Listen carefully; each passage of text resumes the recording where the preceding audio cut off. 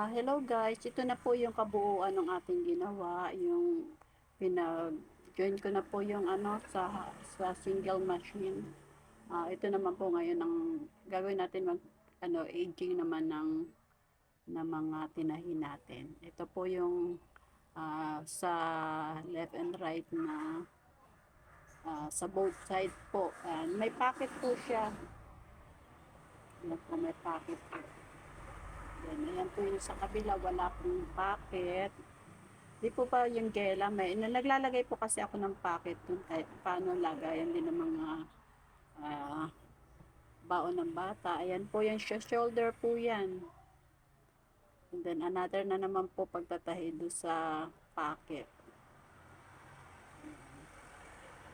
Bali natahi na po natin siya sa single machine, and then yan naman po ay yun dun sa aging para malinis naman po yung ating gawa. Yan po.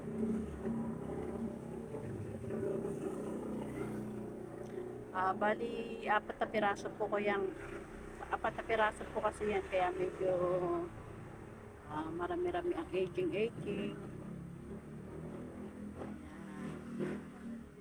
Napakaingay na tricycle. Tabi po kasi kami ng karsada.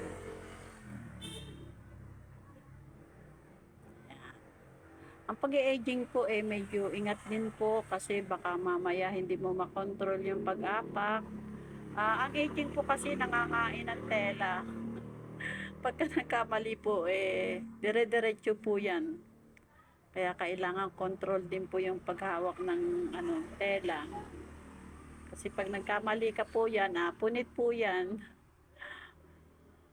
Kailangan control din po sa paghawak at saka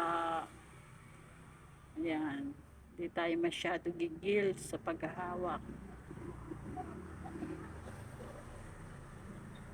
Ayan. Bali, ang susunod po natin dyan, tatahin naman po natin sa high speed. Yan po, maglalagay na po tayo ng collar at saka manggas. Ayan po, yan po muna ang collar ang unahin natin. Ayan. Nagkapit na po tayo ng collar. Yan po yung ginagawa kong collar na yan ay yung binuo ko po na sabi ko nga navy collar or marine collar or square collar. Napakaraming pangalan po. Ayan po. Yan naman po ay yung sa laylayan natin, yung laylayan po ng damit. Bali ako po kasi tinutupi ko muna ng unang tupi. Hindi po ako sanay yung tutupiin ko na sabay, yung parang, hindi po ako sanay noon, parang napipilipit, gano'n. Pero yung iba po magagaling sa gano'n magagaling manahi. Ako naman po yun na nakasanayan ko kasi. Hindi naman po ako lagi nagmamadali. Yun po ginagamit lamang sa part po ng factory. Kasi mahalago ang bawat minuto sa factory. Ito naman po shop-shopan lang. Shop-shopan ko lang. Ayan po. Kaya hindi naman ko kailangan. Pinapatay na po natin yung kakapitan natin ng botones. Baka mamaya mahaba yung isa, yung iba maiksi. Ayan. So napansin ko po medyo mahaba. Kaya kailangan natin tastasin. Kasi po, di ba pinantay ko, parang ah parang camera siya ng bubbles. O, di tinastas po natin at i-adjust naman po natin ng and then, ayan naman po ang gagawin natin ay pagkakabit naman ng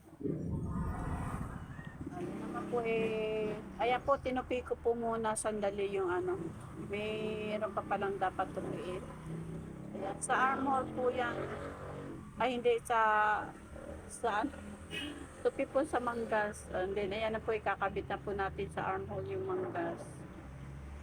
Ayan, pagkakabit-kabitan na po natin. Tapos na po natin ikabit yung collar. So, manggas naman po.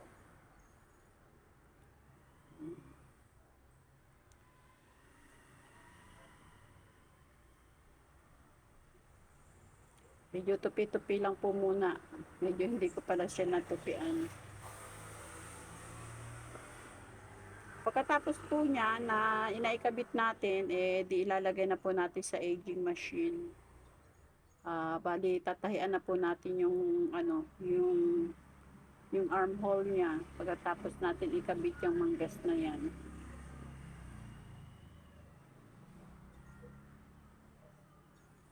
Yung pagkakabit po ng manggas medyo may pagkamaselan din po yan kasi gawa ng baka mamaya hindi tama yung pinakabilog niya or yung butas niya dun sa manggas.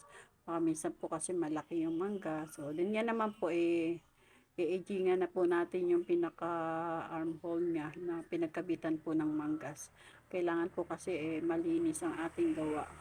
May mga customer po tayo na medyo maselan at hinahanap nila yung medyo nga naman malinis. Siyempre po, pag nagpatayo sila, gusto nila maging satisfied sila sa tahi. Kasi siyempre po, nagbabayad sila kung magulo po yung ating tahi, di siyempre nakakahiya din naman po. Kailangan gandahan natin ang serbisyo para matuwa din naman po sila sa atin. Kasi siyempre, binabayaran po tayo So, ayan po. Isipin mo yan yung apat na uniform. Isang tao lang po ang gagamit niyan. O, diba? Sa mahal ng tela at sa mahal po ng pagpapatahi ngayon, di syempre parang kailangan gandahan naman natin na sila naman po ay matuwa. Bali, tapos na po yan. Ang gagawin naman po natin ay yung paglalagay po ng uhalis at butones. Tomorrow na po yan. Salamat po. Marami pong salamat sa inyo.